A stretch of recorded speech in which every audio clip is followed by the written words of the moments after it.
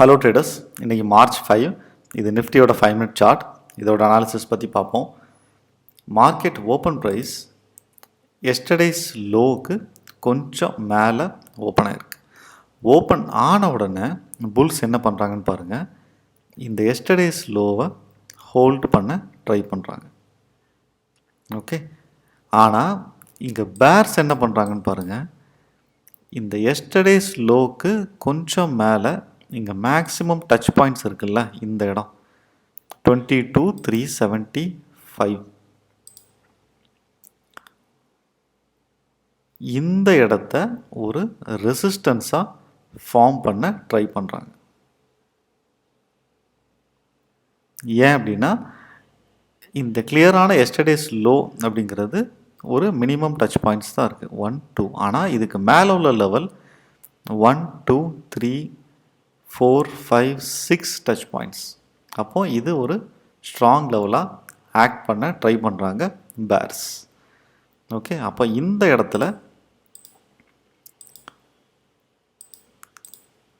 நம்ம என்ன பண்ணணும்னா, இந்த எஸ்டர்டேஸ் லோவுக்கு கீழே போய் பிரேக் ஆகி ஒரு பிரேக் அவுட் ரீடெஸ்ட் நடந்ததுன்னா இந்த விட்டுக்கு ஈக்குவலாக மூவ் ஆகும். அந்த செட்டப் வருதா? அப்படி இல்லைன்னா இந்த ஃபர்ஸ்ட் கேண்டலோட வீக் ஒரு ஃபால்ஸ் பிரேக் அவுட் ஆகி இந்த 22,375க்கு மேலே ப்ரைஸ் வந்தால் ப்ரைஸ் அதர் சைடை ரீடெஸ்ட் பண்ண போகும். ஸோ இந்த ரெண்டில் என்ன நடக்க போகுது, புல்ஸ் ஆர் பேர்ஸ், இதில் யார் வின் பண்ணுவாங்க அப்படிங்கிறத நம்ம பார்க்க வெயிட் பண்ணணும் டில் 9:45.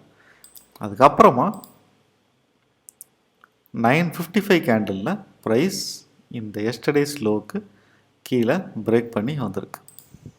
ஓகே, ஸோ அப்போது பேர்ஸ் வந்து இங்கே ஒரு சக்ஸஸ்ஃபுல்லான ஒரு lower high double top form பண்ணி இந்த மிட் பாயிண்ட்டை பிரேக் பண்ணி கீழே வந்திருக்காங்க.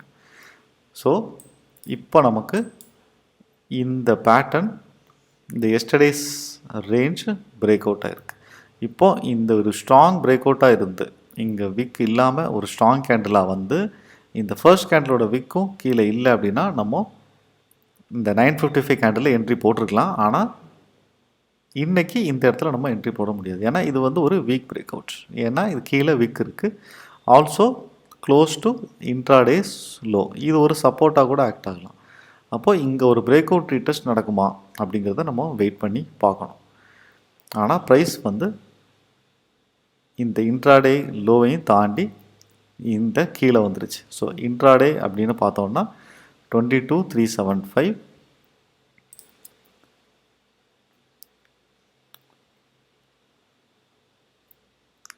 இது 325. இந்த இடம் இங்கே சப்போர்ட் எடுக்க ட்ரை பண்ணுறாங்கல்ல, அப்ராக்சிமேட்டாக 22,375, 22,325, 50 பாயிண்ட்ஸ். ஓகே, ஸோ இந்த 50 பாயிண்ட்ஸை இதுலேருந்து மைனஸ் பண்ணால்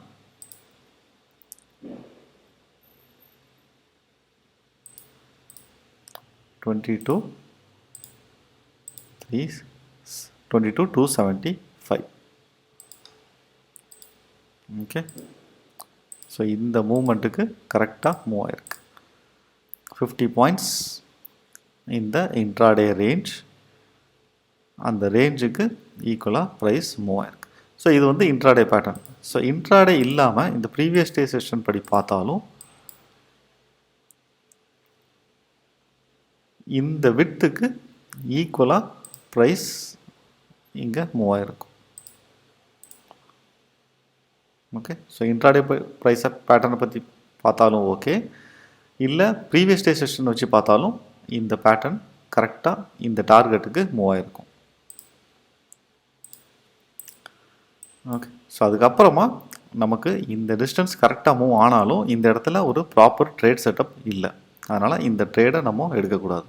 ஸோ இதுக்கப்புறமா என்ன நடந்திருக்குன்னு பாருங்கள். புல்ஸ் இந்த இடத்துல ஒரு டபுள் பாட்டம் ஃபார்ம் பண்ண ட்ரை பண்ணி அதுக்கப்புறமா ஒரு ட்ரிபிள் பாட்டம் ஃபார்ம் பண்ணியிருக்காங்க. ஸோ இந்த கேண்டிலும் 10:35 கேண்டிலும் 11:25 கேண்டிலும் ஒரு ஸ்ட்ராங் புல் கேண்டில்ஸ். ஆனால் இது வந்து ஒரு டவுன் ட்ரெண்டுக்கு அப்புறமா வந்ததுனால நம்ம இந்த மிட் பாயிண்ட் பிரேக் ஆகுதா அப்படிங்கிறத பார்க்க வெயிட் பண்ணணும்.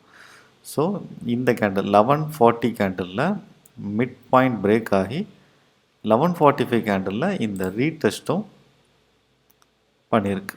இந்த இன்ட்ராடே லோவில் ப்ரைஸ் மேலே வந்துருக்கு. ஸோ இது வந்து ஒரு ப்ராப்பர் ட்ரேட் செட்டப். என்னென்னா ஒரு டபுள் பாட்டமுடைய mid point break out, also இந்த ரேஞ்சுக்கு மேலே ப்ரைஸ் வந்திருக்கு. அப்போ இது வந்து ஒரு நல்ல ஸ்கேல்ப் செட்டப். டார்கெட் வந்து இந்த எஸ்டர்டேஸ் லோ 22,358. ஆனால் ப்ரைஸ் வந்து இங்கே விக் இருக்குல்ல 950 920. ஸோ இந்த விக்கு இருக்கிற இடத்துல டெஸ்ட் பண்ணியிருக்கு. ஓகே,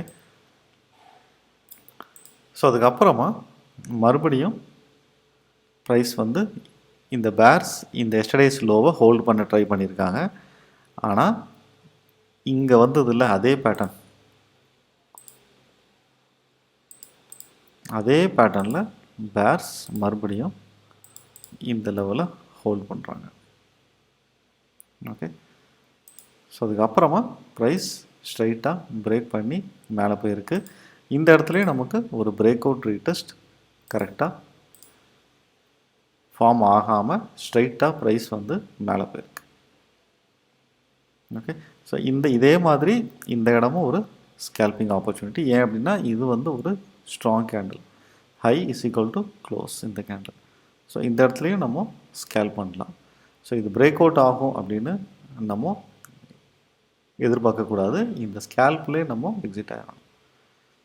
ஓகே, ஸோ அதுக்கப்புறமா இங்கே ஒரு டபுள் டாப், இங்கே ஃபர்ஸ்ட்டு நடந்த அதே பேட்டர்ன்ஸ். ஸோ இங்கே பாருங்கள், புல்ஸ் அதே மாதிரி பேட்டர்ன் ஃபார்ம் ஆகி ஒரே லெவலில் இந்த லெவல்லேருந்து மேலே போனாங்கல்ல, அதே மாதிரி பேர்ஸும் எங்கே டபுள் டாப் ஃபார்ம் பண்ணாங்களோ இன்ட்ராடே ஹையில் அதே இடத்துல மறுபடியும் ஒரு டபுள் டாப் ஃபார்ம் பண்ணி இந்த மிட் பாயிண்ட்டை பிரேக் பண்ணிருக்காங்க. ஆனால் இது டூ க்ளோஸ் டு இந்த எஸ்டர்டேஸ் லோங்கிறதுனால இந்த இடத்துலையும் நம்ம ட்ரேட் எடுக்க முடியாது. ஸோ அதுக்கப்புறமா ப்ரைஸ் வந்து ஒரு சின்ன ரேஞ்சில் முடிஞ்சிருக்கு. ஓகே, ஸோ இந்த இடத்துல நமக்கு ஒரு ஹை ப்ராபபிலிட்டி ட்ரேட் செட்டப் இல்லை. ஸோ அப்போ இன்றைக்கி நமக்கு வந்த பேட்டர்ன் அப்படிங்கிறது டபுள் டாப் ஃபார்ம் பண்ணி பேர்ஸ் கீழே புஷ் பண்ணும்போது புல்ஸ் டபுள் பாட்டம் ஃபார்ம் பண்ணி மேலே புஷ் பண்ணியிருக்காங்க. புல்ஸ் அவங்க லெவல்ஸை ஹோல்டு பண்ண ட்ரை பண்ணுறாங்க. ஓகே, ஸோ இந்த இடத்துல 2 ஸ்கேல்பிங் ஆப்பர்ச்சுனிட்டியும் கிடச்சிருக்கு. ஓகே, ஸோ இந்த வீடியோ யூஸ்ஃபுல்லாக இருந்தால் நம்ம சேனலை சப்ஸ்கிரைப் பண்ண மறந்துடாதீங்க. நன்றி.